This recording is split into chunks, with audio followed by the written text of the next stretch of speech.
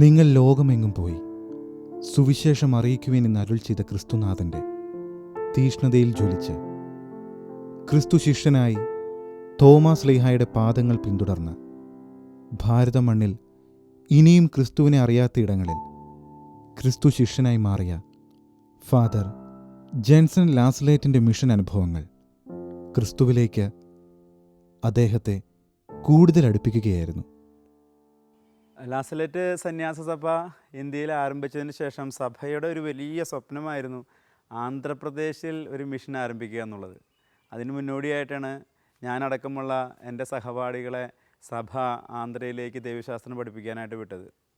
പട്ടം കിട്ടിക്കഴിഞ്ഞ് രണ്ടാമത്തെ വർഷം 2007 കാലഘട്ടങ്ങളിൽ അന്നത്തെ പ്രൊവിൻഷ്യലായിരുന്ന ആൻഡ്രൂസ് അച്ഛൻ ഈ സഭയുടെ സ്വപ്നം നമ്മളുമായി പങ്കുവയ്ക്കുകയുണ്ടായി.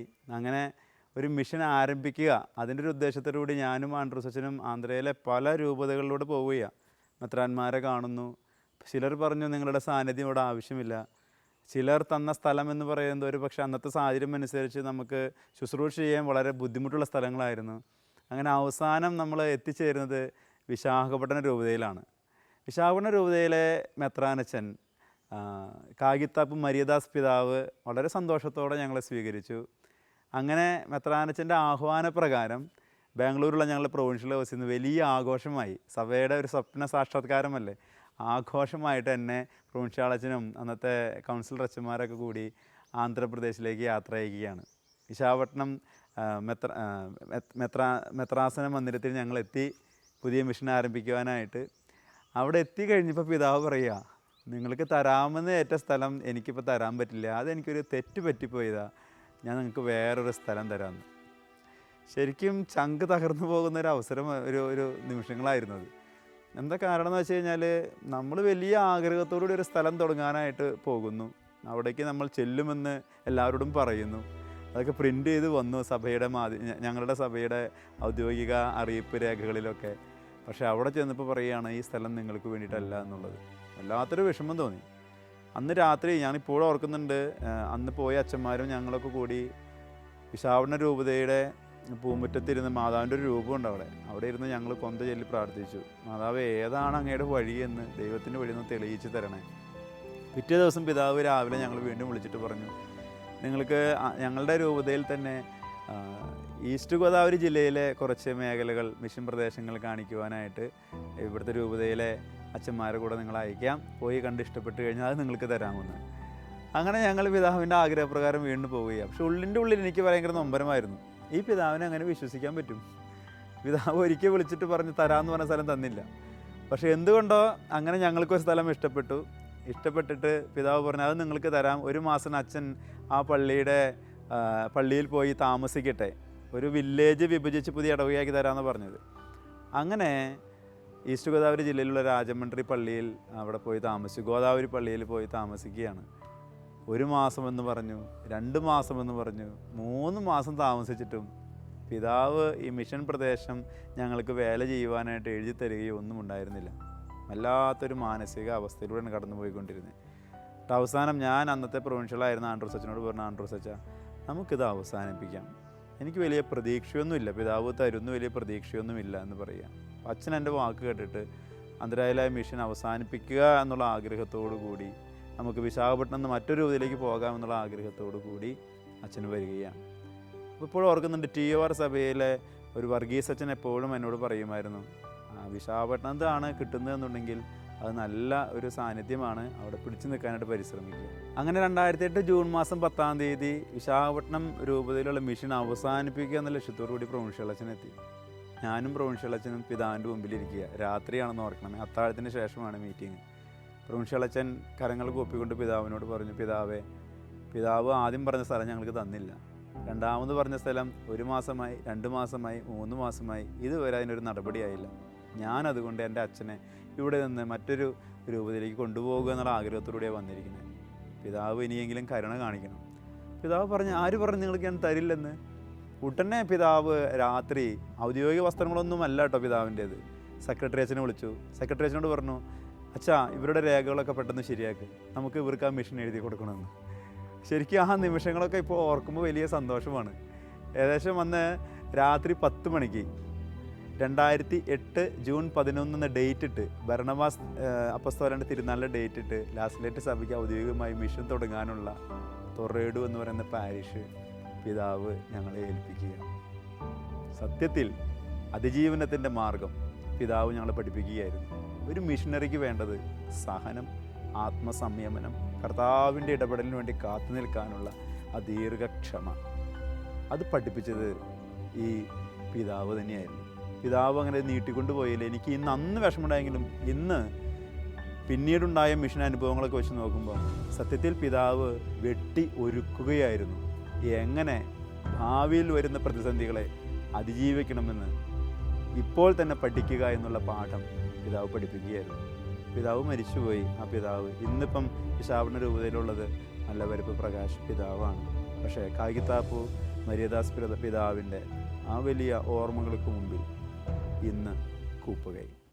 ഉരുകിത്തെളിയുന്ന മെഴുകുതിരിപ്പോൾ ത്യാഗത്തിൽ ഉരുകി ഉയരേണ്ടവരാണ് ഓരോ മിഷണറിമാരുമെന്ന് ജീവിതത്തിൽ അച്ഛനെ പഠിപ്പിച്ചൊരുക്കുകയായിരുന്നു ആന്ധ്രയിലെ ഓരോ ചെറിയ അനുഭവങ്ങളിലൂടെയും. ലാസററ്റ് മിഷണറി സമൂഹം ഇന്ത്യയിൽ വന്ന് കേരളത്തിൽ ഒരു മിഷൻ സാന്നിധ്യം തുടങ്ങിയതിന് ശേഷം ആന്ധ്രയിൽ ഒരു സാന്നിധ്യം തുടങ്ങണമെന്ന് വളരെയധികം താല്പര്യമുണ്ടായി. അതിൻ്റെ ഭാഗമായിട്ട് ആ സമയത്ത് തിയോളജിയിലായിരുന്ന ബ്രദേഴ്സിനെ ആന്ധ്രയിൽ പഠിക്കാൻ വിടാനായിട്ടൊരു അവസരം ലഭിക്കുകയും അവരെ പഠനം കഴിഞ്ഞതിന് ശേഷം അതിലൊന്നോ രണ്ടോ പേരെ ആന്ധ്രയിലേക്ക് അയച്ച് അവിടെ ഒരു മിഷൻ തുടങ്ങാനായിരുന്നു പ്ലാൻ. അതിൻ്റെ ഭാഗമായിട്ട് ആ ബാച്ചിലുണ്ടായിരുന്ന ജെൻസൺ അച്ഛനെ ആദ്യമായിട്ട് ഞങ്ങൾ വിശാഖപട്ടണം രൂപതയിലെ ബിഷപ്പ് അനുവദിച്ചതനുസരിച്ച് ഒരു സാന്നിധ്യം തുടങ്ങാനായിട്ട് വിട്ടു. തുടക്കത്തിലുണ്ടാകാൻ സാധ്യതയുള്ള എല്ലാ പ്രതികൂല സാഹചര്യങ്ങളും നേരിട്ടെങ്കിലും ഭാഷ പഠിക്കണം, ആളുകളുടെ സംസ്കാരം പഠിക്കണം, സാഹചര്യങ്ങൾ എന്താണെന്ന് മനസ്സിലാക്കണം, കാസ്റ്റ് സിസ്റ്റത്തിലുള്ള പ്രോബ്ലംസ് മനസ്സിലാക്കണം. ഇതൊക്കെ മനസ്സിലാക്കി സ്വീകാര്യമായ ഒരു രീതിയിൽ ചെല്ലുക എന്നുള്ളത് അത്ര എളുപ്പമല്ലായിരുന്നു. എങ്കിലും അച്ഛൻ്റെയൊക്കെ നല്ല മനസ്സും നല്ല പ്രയത്നവും മൂലം മിഷനോടുള്ള ആ ഒരു പ്രതിപത്തിയൊക്കെ കണക്കിലെടുത്തുകൊണ്ട് നല്ല രീതിയിൽ അവിടെ ഒരു ചെറിയ ഇടവക തുടങ്ങാനായിട്ട് ബിഷപ്പ് അനുവദിക്കുകയും സാവകാശം അവിടുത്തെ കുട്ടികൾക്കെല്ലാം നല്ല വിദ്യാഭ്യാസം ആ പരിസരത്തുള്ള കുട്ടികൾക്ക് ലഭിക്കണമെന്ന ചിന്തയോടുകൂടി ഒരു സ്കൂൾ വിദ്യാഭ്യാസ സ്ഥാപന സാന്നിധ്യം തുടങ്ങാനായിട്ട് പ്ലാൻ ചെയ്യുകയും അതിനും പ്രതികൂല സാഹചര്യങ്ങളുണ്ടായിരുന്നെങ്കിലും യേശുവിൻ്റെ വചനങ്ങൾ ഉൾക്കൊണ്ടുകൊണ്ട് പ്രതികൂല സാഹചര്യങ്ങളെ നേരിടുകയും നല്ല രീതിയിൽ അത് തുടങ്ങി വയ്ക്കുകയും ചെയ്തു. ഇപ്പോൾ അത് നല്ല രീതിയിൽ മുന്നോട്ട് പോകുന്നുണ്ട്. നമുക്കറിയാം, ഒരു പുതിയ മിഷൻ തുടങ്ങുക, പുതിയ ഭാഷ പഠിക്കുക, പുതിയ സംസ്കാര സാഹചര്യങ്ങൾ ഉൾക്കൊള്ളുക, ജനങ്ങളുമായിട്ട് ഇടപഴകാനായിട്ട് ശ്രമിക്കുക, ഇതൊന്നും അത്ര എളുപ്പമല്ല. യേശു പറഞ്ഞിരുന്ന പോലെ തന്നെയുള്ള എല്ലാ എതിർപ്പുകളും ജനങ്ങളുടെ ഭാഗത്തുനിന്ന് പല ഉണ്ടായെങ്കിലും അതൊക്കെ വളരെ നല്ല രീതിയിൽ തരണം ചെയ്ത് ജെൻസൺ അച്ഛനും അതേ തുടർന്ന് പോയ അച്ഛന്മാരും വളരെയധികം ശ്രമിക്കുകയും ഇപ്പോൾ ആന്ധ്ര മിഷൻ വളരെ നല്ല രീതിയിൽ മുന്നോട്ട് പോവുകയും കുറേയധികം വ്യക്തികളും കുറേയധികം ജനങ്ങളും ലാസലറ്റ് മാതാവിനെക്കുറിച്ച് അറിയുകയും ലാസലറ്റ് മാതാവിൻ്റെ സന്ദേശത്തെക്കുറിച്ച് അറിയുകയും ലാസലറ്റ് മാതാവിൻ്റെ നാമത്തിൽ വളരെയധികം പ്രാർത്ഥനകളും ദൈവാനുഗ്രഹങ്ങളും ലഭിക്കുന്നതായിട്ട് അവർക്കിടെ അനുഭവം പറയുകയും ചെയ്യുന്നുണ്ട്. അങ്ങനെ നല്ലൊരു സാന്നിധ്യം ആന്ധ്രയിൽ തുടങ്ങാൻ സാധിച്ചതിൽ നമുക്ക് വളരെയധികം സന്തോഷമുണ്ട്. ഇനിയും കുറേയധികം സ്ഥലങ്ങളിൽ ഈ സാന്നിധ്യം എത്തിക്കാനായിട്ട് ലാസലറ്റ് മാതാവ് അനുഗ്രഹിക്കട്ടെ എന്ന് നമുക്ക് പ്രാർത്ഥിക്കാം. കാലം ആരെയും കാത്തു നിൽക്കാതെ യാത്രയാകുമ്പോൾ തൻ്റെ പിന്നാലെ വരുന്നവർക്ക് നൽവെളിച്ചമായി അച്ഛൻ മാറുകയായിരുന്നു. അങ്ങനെ ഇടവക സ്ഥാപിതമായി ഞങ്ങൾക്ക് 6 കുരിശുപള്ളികളുള്ള ഒരു 15 കിലോമീറ്റർ ചുറ്റളവിലുള്ള ഒരു ഇടവകയാണ് ഞങ്ങൾക്ക് ലഭിച്ചത്. വലിയ സന്തോഷമായി. ആദ്യത്തെ ഞായറാഴ്ച കുർബാന ചൊല്ലിയത് ഞാൻ ഇപ്പോഴും ഓർക്കുന്നുണ്ട്. കുർബാനയ്ക്ക് ഒരു 7 മിനിറ്റ് പ്രസംഗം, നമ്മുടെ നാട്ടിലെ ശൈലി അനുസരിച്ച് 7 മിനിറ്റ് പ്രസംഗം ഞാൻ എഴുതിയാണ് കൊണ്ടുപോയത്. എഴുതി കൊണ്ടുപോയി വായിച്ചു കഴിഞ്ഞപ്പം കുർബാന കഴിഞ്ഞപ്പം ഇടവകയിലെ യുവാക്കൾ വന്നിട്ട് പറഞ്ഞു, അച്ചാച്ചൻ്റെ പ്രസംഗമൊക്കെ ഞങ്ങൾക്ക് ഇഷ്ടപ്പെട്ടു, പക്ഷേ ഇവിടെ 7 മിനിറ്റ് പോരാ, ചുരുങ്ങുന്നൊരു 1/2 മണിക്കൂറെങ്കിലും പറയണം. സ്നേഹമുള്ളവരെ, ഈ 1/2 മണിക്കൂർ പറയണമെന്നുണ്ടെങ്കിൽ എനിക്ക് അതിനുള്ള തെലുഗൊന്നുമില്ല. അപ്പം എനിക്ക് അറിയാവുന്ന ഭാഷയിൽ അവരോട് പറഞ്ഞു, നിങ്ങളൊക്കെ എന്നോട് നിർത്താൻ പറയുന്നൊരു സമയം വരും, തമ്പുരാൻ കർത്താവ് അനുഗ്രഹിച്ചാൽ നന്നായിട്ട് നിങ്ങളുടെ ഭാഷ പഠിച്ച് ശുശ്രൂഷ ചെയ്യാനായിട്ട് സാധിക്കും. ദൈവം അനുഗ്രഹിച്ചു. നന്നായി തന്നെ തെലുങ്ക് പഠിക്കാനുള്ള കൃപ തമ്പുരാൻ നൽകി. പിന്നെ മിഷൻ അങ്ങനെ വളരുകയാണ്. വില്ലേജിലെ പള്ളികളൊക്കെ പലതും വീഴാറായി. അതിനകത്ത് ബൊബിലങ്ക എന്ന് പറയുന്ന ആ ഗ്രാമത്തിലെ സംഭവം ഞാൻ ഓർക്കുകയാണ്. പള്ളിയിൽ കുർബാന ചെല്ലുമ്പോൾ തന്നെ നേരത്തെ കഴുക്കോല് തലയിലേക്ക് വീഴും. ആ നിലയിലാണ് നിൽക്കുന്നത്. അപ്പോൾ എന്തുതന്നെയായാലും പള്ളി പൊളിച്ച് പണിയണം. പിതാവ് അനുവാദം തന്നു, പക്ഷേ പൈസയും തന്നിട്ടില്ല. 2009 ആഗോള കത്തോലിക്ക സഭയിൽ പൗരോഹിത്യ വർഷമായിട്ട് ആചരിക്കുകയുണ്ടായല്ലോ. അപ്പോൾ അതിന് സ്വരൂപിച്ചിരുന്ന കുറച്ച് പൈസ പ്രൊവിൻസിലുണ്ടായിരുന്നു. അന്നത്തെ പ്രൊവിൻഷ്യലായിരുന്ന ജോജോ ചെട്ടിയാക്കുന്നേലച്ചൻ 1 ലക്ഷം രൂപ എൻ്റെ കയ്യിലേക്ക് വെച്ചിട്ട് തന്നു. ജനസനച്ചാ പള്ളി പണിയാനായിട്ട് സഭയുടെ ഒരു കോൺട്രിബ്യൂഷനാണിത്. അച്ഛൻ ധൈര്യമായിട്ട് തുടങ്ങിക്കോ, ദൈവം എന്തെങ്കിലും വഴി കാണിച്ചു തരും. ഈ 1 ലക്ഷം രൂപ കൊണ്ട് പള്ളി അങ്ങനെ പണിയാൻ, 1 ലക്ഷം രൂപ കൊണ്ട് പള്ളി അങ്ങനെ പണിയാനാണ്. നമ്മുടെ നാട്ടിലേക്ക് എത്രയോ കോടികളാണ് പള്ളി പണിക്ക് വേണ്ടി ചിലവാക്കണേ. പക്ഷെ നമുക്ക് അത്ര വലിയ പള്ളിയൊന്നല്ല, ഒരു 15 ലക്ഷമെങ്കിലും ചുരുങ്ങിയത് വേണമായിരുന്നു. എന്ത് തന്നെയായാലും പള്ളി പണിയണമെന്നുണ്ടെങ്കിൽ ഒന്നാമത്തെ നടപടി എന്ന് പറയുന്നത് പള്ളി പൊളിക്കുക എന്നുള്ളതാണ്. ഉള്ള പള്ളി ഞങ്ങളൊരു ഞായറാഴ്ച കുർബാന കഴിഞ്ഞാൽ പള്ളി അങ്ങ് പൊളിച്ച് കഴിഞ്ഞപ്പോൾ ആ ഗ്രാമത്തിലെ ജനം മുഴുവനും കൂടെ ഉണ്ടായിരുന്നു. പിന്നെ ഞങ്ങൾ ഈ ഒന്നേന്ന് തുടങ്ങാമെന്ന് പറയില്ലേ, ഒന്നേന്ന് തുടങ്ങി ഇഷ്ടികളത്തിലൊക്കെ പോവും, മുതലാളിമാരെ കാണും. അപ്പോൾ പാഴായ ഇഷ്ടികളുണ്ട്, ഷേപ്പില്ലാത്ത ഇഷ്ടികൾ, അതൊക്കെ കളക്ട് ചെയ്ത് കൊണ്ടുവരും. ഗോദാവരി പുഴയിൽ നിന്ന് മണൽ വാരാനായിട്ട് രാത്രിയൊക്കെ നമ്മുടെ നാട്ടുകാർ തന്നെ പോകും. പിന്നെ ആ സമയത്ത് ടൗൺ പള്ളിയിലുള്ള മറ്റിടവകയിലുള്ള ഒരു പള്ളി അവർ പൊളിച്ചു പണിയുകയായിരുന്നു. അപ്പോൾ അതിൻ്റെ പഴയ കട്ടില, വാതിൽ, ഇതൊക്കെ ഞങ്ങൾ കൊണ്ടുവന്നു നമ്മുടെ പള്ളിക്ക് വേണ്ടി.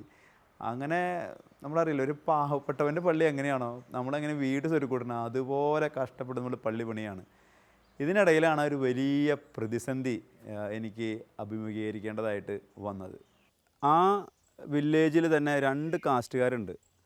പള്ളി പൊളിക്കുന്നതിന് മുൻപ് ഈ 2 കാസ്റ്റുകാരും 2 ജാതിയിലുള്ളവരും അവർ ഈ പള്ളിയിൽ വന്നുകൊണ്ടിരുന്നതാണ്. യാതൊരു പ്രശ്നം ഉണ്ടായിരുന്നില്ല. പക്ഷേ പണി പുരോഗമിക്കുന്നതിനിടയിൽ ആരൊക്കെയോ ഇങ്ങനെ സംസാരിച്ച് ഇപ്പോൾ പുതിയ പള്ളി പണിയുന്നത് അവരുടെ ജാതിക്ക് വേണ്ടിയിട്ടാണ്, നമ്മുടെ കാസ്റ്റുകാർക്ക് വേണ്ടി വേറൊരു പള്ളി പണിയണം, ഇങ്ങനൊരു ആശയം അവിടെ രൂപപ്പെടുകയാണ്. ഒരു ദിവസം, ഇതൊന്നും എനിക്കറിയില്ലായിരുന്നു, ഒരു ദിവസം കുർബാന കഴിഞ്ഞ് ഈ കാര്യങ്ങളൊക്കെ നേരത്തെ പറഞ്ഞിട്ടാണ് പള്ളി പണി തുടങ്ങിയതും.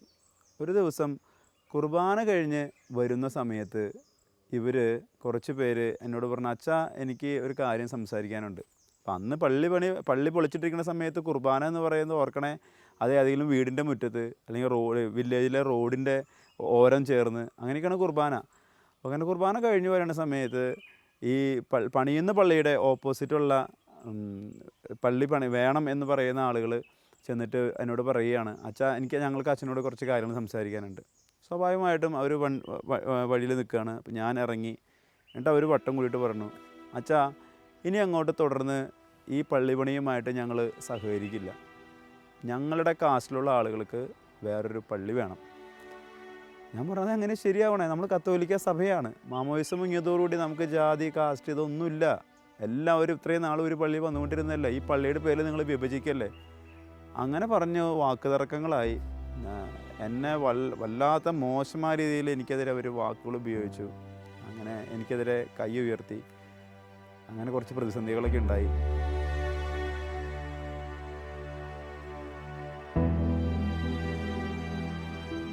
അന്ന് അവർ പറഞ്ഞ ഡയലോഗുകളിൽ, എന്നെ തടഞ്ഞു നിർത്തി പറഞ്ഞ വാക്കുകളിൽ എൻ്റെ മനസ്സിനെ വല്ലാതെ നൊമ്പരപ്പെടുത്തിയ ഒരു വാക്കെന്ന് പറയുന്നത് പ്രകാരമാണ്, അച്ഛാ അച്ഛനും അവരുടെ ജാതിയല്ലേ.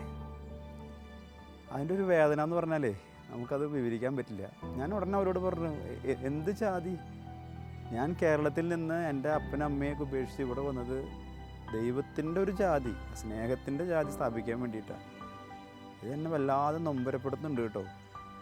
വലിയ വിഷമത്തോടു കൂടിയാണ് അന്ന് 2-3 മണിക്കൂർ നേരത്തെ ആ ഒരു സംവാദത്തിന് ശേഷം ഞാൻ ആശ്രമത്തിലേക്ക് മടങ്ങിയത്. ഒരു വലിയ ചോദ്യചിഹ്നമായിരുന്നു, ദൈവം ഈ പള്ളിയുടെ പേരിൽ ജനം വിഭജിക്കുകയാണല്ലോ എന്നുള്ളത്. ആ സംഭവങ്ങളൊക്കെ ഞാൻ ഒരിക്കലും മറക്കില്ല. പക്ഷേ പിന്നീട് അതൊക്കെ ദൈവം അനുഗ്രഹമാക്കി തീർത്തു എന്ന് വേണം പറയാനായിട്ട്. ക്രിസ്തു സ്നേഹത്തിൻ്റെ വഴികളിൽ പുതുതാരമായി മാറിയ അച്ഛൻ മനുഷ്യ മനസ്സുകളിൽ അവരിൽ ഒരുവനായി മാറുകയായിരുന്നു. അതിലൂടെ ക്രിസ്തുവിൻ്റെ സ്നേഹം ഒരു പുതുവെളിച്ചമായി മാറുന്ന നാളുകളായിരുന്നു അത്. അന്നത്തെ ആ പ്രശ്നങ്ങൾക്ക് ശേഷം ഞാൻ ചാപ്പലിൽ പോയിരുന്ന് പ്രാർത്ഥിച്ചു, കർത്താവേ നീ പറയുക, ഈ പണിയുമായിട്ട് മുൻപോട്ട് പോകാൻ നീ ആഗ്രഹിക്കുന്നുണ്ടോ? വലിയൊരു വിഷമമായിരുന്നു. എൻ്റെ കൂടെ ഉണ്ടെന്ന അച്ഛന്മാരൊക്കെ എന്നെ സമാശ്വസിപ്പിച്ച ദിവസങ്ങളായിരുന്നു അത്. ആ ദിവസങ്ങളിൽ 1-2 ദിവസങ്ങൾ കഴിഞ്ഞപ്പോൾ തന്നെ, ഈ പ്രശ്നമുണ്ടായ 1-2 ദിവസങ്ങൾ കഴിഞ്ഞപ്പോൾ, കുറച്ച് ഇടവകയിലെ, അതായത് അപ്പുറത്തെ പള്ളിപ്പണി നടക്കുന്ന മേഖലയിലുള്ള സ്ഥലത്തുള്ള യുവാക്കൾ കുറച്ച് പേര് അച്ഛനെങ്ങനെ തടഞ്ഞു വെച്ചു, അധിക്ഷേപിച്ചു എന്ന് അറിയാനിടയായി. ഒരു പറ്റം യുവാക്കൾ വന്നിരിക്കുക പള്ളിമേടയിലേക്ക്. അച്ഛനെങ്ങനെ കുറച്ച് പേര് അതിക്രമിച്ചു എന്ന് ആക്ഷേപിച്ചു എന്നൊക്കെ അറിയാനായിട്ട് ഞങ്ങൾക്ക് കഴിഞ്ഞു. അച്ഛനൊരു വാക്ക് പറഞ്ഞാൽ മതി, അവരാരൊക്കെയാണെന്ന് ലിസ്റ്റും എഴുതിത്താ. അവർ നാളെ ഒരു പ്രഭാതം കാണില്ല. ഈ ഗോദാവരി നദിയിൽ അവരുടെ ബോഡികൾ പൊങ്ങും. അച്ഛനൊന്നും അറിയണ്ട. ഇവിടെ ഇങ്ങനെ സംഭവങ്ങളൊക്കെ ധാരാളം ഉണ്ടായിട്ടുണ്ട് ഇതിനു മുൻപ്. അച്ഛനൊന്നും അറിയണ്ട. ഇതൊരു പ്രതിസന്ധി ഘട്ടമാണ്. എന്നെ അധിക്ഷേപിച്ചവർക്കെതിരെ എനിക്കൊരു പകയുടെ അല്ലെങ്കിൽ ഒരു വൈരാഗ്യ ബുദ്ധി എൻ്റെ മനസ്സിലുണ്ട്. പക്ഷെ ദൈവം എൻ്റെ മുമ്പിൽ വലിയ ചോദ്യചിഹ്നം ഉയർത്തുകയായിരുന്നു അവിടെ. നിൻ്റെ ശത്രുക്കളെ നീ എന്ത് ചെയ്യണം എന്നുള്ള ചോദ്യചിഹ്നം. ഞാൻ പറഞ്ഞു, നിങ്ങൾ ശാന്തമാകും. നമ്മൾക്ക് ഒരു കരണത്തടിച്ചവന് മറുകരണം കാണിച്ചു കൊടുക്കാനാണ് ക്രിസ്തു പറഞ്ഞിരിക്കുന്നത്. അപ്പം അതുകൊണ്ട് ഈ ഒരു നടപടിയുമായിട്ട് ഒരിക്കലും മുൻപോട്ട് പോകരുത് എന്ന് ഞാൻ അവരോട് പറഞ്ഞു. എന്നോട് സ്നേഹമുണ്ടെങ്കിൽ, ഈശോയോട് സ്നേഹമുണ്ടെങ്കിൽ ഒരിക്കലും എന്നെ അധിക്ഷേപിച്ചവരെ നിങ്ങളൊന്നും ചെയ്യരുത്, അവരുടെ കാര്യം ദൈവം നോക്കിക്കോളെന്ന് പറഞ്ഞ് ഞാൻ ആ യുവാക്കളെ ശാന്തമായിട്ട് പറഞ്ഞയക്കുക. അതിനുശേഷം ഞാൻ ദിവ്യകാരുണ്യനാഥന് മുമ്പിൽ പോയിരുന്നു. ഈശോയുടെ ക്രൂശിലേക്ക് നോക്കി, സക്രാരിയിലേക്ക് നോക്കി പ്രാർത്ഥിക്കുക. എൻ്റെ ഈശോയെ, എന്തിനെത്രമാത്രം വേദന നീ തരണേ? ഒരു പള്ളി പണിയാനായിട്ട് ഇറങ്ങിയപ്പം ഇത്രമാത്രം വേദന തരണമായിരുന്നു. അപ്പോൾ ഈ ക്രൂശ് രൂപം തന്നെ എന്നോട് സംസാരിച്ചതാണ് 3 ആണികളിൽ തൂങ്ങി കിടക്കുമ്പോൾ എന്ന് പറഞ്ഞ പാട്ടായിട്ട് ഞാൻ പിന്നീട് എഴുതിയത്. 3 ആണികളിൽ തൂങ്ങിക്കിടക്കുമ്പോൾ 3 മണിച്ചൂടിലുരുകുമ്പോൾ മരവിച്ച മനസ്സുമായി നിൽക്കുമീ മർത്യനായി ദാനമായി നൽകി നീ നിന്നമ്മയെ. യേശു പറഞ്ഞ പ്രകാരമാണ്, നീ എന്തിനു വിഷമിക്കണേ? ഞാൻ അനുഭവിക്കാത്ത ഏതെങ്കിലും ഒരു സഹനത്തിലൂടെ നീ കടന്നു പോയിട്ടുണ്ടാ? ഞാനില്ലേ കൂടെ? നിന്നെ അധിക്ഷേപിച്ചു, അപ്പം എന്നെ അധിക്ഷേപിച്ചില്ലേ? ഞാൻ ഈ ലോകത്തെ രക്ഷിക്കാനല്ല വന്നത്. സ്നേഹമുള്ളവരെ, അള്ളിപ്പിടിക്കാനായിട്ട് ഈശോ കാണിച്ചു തന്നതാണ് തിരുവൾത്താര, ക്രൂശിത രൂപം, നാവിൽ നുണയാൻ ഈശോയുടെ ശരീരമാകുന്ന തിരുവോസ്തിയും. അത് തന്നിടത്തോളം ബലം വേറെ ഒന്നും തന്നിട്ടില്ല. കൂടെ ഈശോ പറയും, ജപമാല ചൊല്ലി പ്രാർത്ഥിക്ക്, എൻ്റെ അമ്മയെ നിനക്ക് തണലായിട്ട് നിന്നിട്ടില്ലേ? അത് തീർച്ചയായിട്ടും ഒരു വലിയ തണലായിരുന്നു എന്ന് പറയാതെ വയ്യ. കാൽവരിയിൽ മാനവർക്കായി ബലിയായി തീർന്ന നാഥൻ്റെ മുൻപിൽ കണ്ണീരോടെ തൻ്റെ ദുഃഖങ്ങൾ പങ്കുവെച്ചും ജപമാലയിലൂടെ അമ്മയെ കൂട്ടുപിടിച്ചും ഓരോ പ്രതിസന്ധികളെയും ക്രിസ്തു അനുഭവങ്ങളായി മാറ്റുകയായിരുന്നു. എൻ്റെ ജീവിതത്തിലൊരു വലിയ പ്രതിസന്ധി എന്ന് പറയുന്നത് ഈ പെസഹായുമായിട്ട് ബന്ധപ്പെട്ടതായിരുന്നു. പെസഹായ്ക്ക് കാലുകലുകൾ ശുശ്രൂഷയുണ്ടല്ലോ. കാലുകലുകൾ ശുശ്രൂഷയ്ക്ക് കാല് കഴുകേണ്ട ആ വ്യക്തികളെ അത് തീരുമാനിക്കുന്നത് ഓരോ ഗ്രാമത്തിലെ ശ്രേഷ്ഠന്മാരാണ്. അവിടെ കാറ്റഗിസ്റ്റ് ഉണ്ട്. അപ്പോൾ അവർ കൊണ്ടുവരുന്ന ആളുകളെയാണ് നമ്മൾ വികാരിയച്ഛൻ കാല് കഴുകേണ്ടത്. അപ്പോഴറിയുള്ളൂ ആരാണ് കാല് കഴുകാൻ അവർ കൊണ്ടുവന്നിരിക്കുന്നത് എന്ന്. നിങ്ങൾക്കറിയോ, അന്നത്തെ ആ വർഷത്തെ പെസഹായ്ക്ക് കാല് കഴുകൽ ശുശ്രൂഷയ്ക്ക് ഞാൻ ബലിയർപ്പിക്കുന്ന സമയത്ത് മുൻപിൽ ബെഞ്ചിട്ടിരിക്കുന്നതിൽ 1-2 പേര് എന്നെ അധിക്ഷേപിച്ചവരായിരുന്നു. പ്രസംഗം പറയുന്ന സമയത്ത് എൻ്റെ മനസ്സിലേക്ക് വന്ന ചിന്ത എന്ന് പറയുന്നത്, ഇത് കൊച്ചച്ഛനെ കൊണ്ട് ഇത് ചെയ്യിപ്പിച്ചാലോ? ഞാനെങ്ങനെയാണ് എന്നെ അധിക്ഷേപിച്ചവരുടെ പാദങ്ങൾ കഴുകണേ? ഒരു വലിയൊരു മാനസികാവസ്ഥയിലൂടെയാണ് കടന്നു പോയിക്കൊണ്ടിരിക്കണേ. എന്നെ അധിക്ഷേപിച്ചാലും പോലെ പിന്നെ അവരുടെ കാലുകൾ കഴുകി ചുംബിക്കണമോ? അങ്ങനെ ആ സമയത്ത് ശരിക്കും ഈശോയുടെ സ്വരം ഞാൻ ശ്രവിക്കുക. എന്നെ അധിക്ഷേപിച്ചവരുടെ അല്ലെങ്കിൽ അധിക്ഷേപിക്കാൻ പോകുന്നവരുടെ, തള്ളിപ്പറയാൻ പോകുന്നവരുടെ പാദങ്ങൾ ഞാൻ കഴുകിയത് നീ ഓർക്കുന്നില്ലേ? സത്യത്തിൽ നീ ഇന്ന് കഴുകാൻ പോകുന്നത് അവരുടെ പാദങ്ങളല്ല, നിന്നെ ഈ മിഷനിലേക്ക് അയച്ച, മുറിവുകൾ നിനക്ക് അനുഗ്രഹങ്ങളാക്കി മാറ്റുന്ന എൻ്റെ തന്നെ പാദങ്ങളാണ്.